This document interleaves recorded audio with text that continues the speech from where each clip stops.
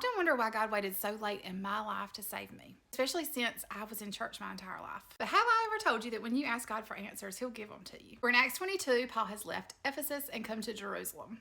He is being seized and arrested, but as he's being taken away, he asks the commander, hey, can I speak to the people? He's allowed, and what does he do? He recaps his life. He says, I was Saul. I was persecuting Christians to the point of death, and Jesus himself sought me and called me out. So here I am today, going from city to city, synagogue to synagogue, doing as God wills and preaching the gospel.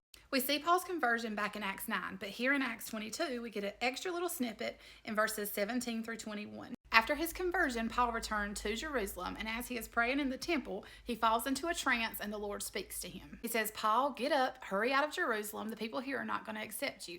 Go, I'm going to send you far away to preach to the Gentiles. Remember, the Jews are the ones who believed in God, worship God. Gentiles was anybody who was not a Jew. So here are my thoughts. Paul did not receive his salvation until later in life. That was so that he could preach to the Gentiles. And why the Gentiles? I think that's because they could relate to Paul. Jesus has his disciples who walked with him during his time here on earth.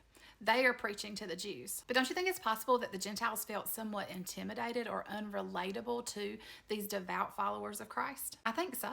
But they could relate to Paul. It's the same way with us. I look at my ministry and how I can teach new believers, how new believers can relate to me. I even still consider myself a new believer. I feel like I can reach those who may not have a good understanding of the Bible, and those who may be intimidated by those who have been devout Christians since they were kids. And I hope that's exactly what I'm doing here. My point is this: God has a purpose for all things, and He will work all things for good.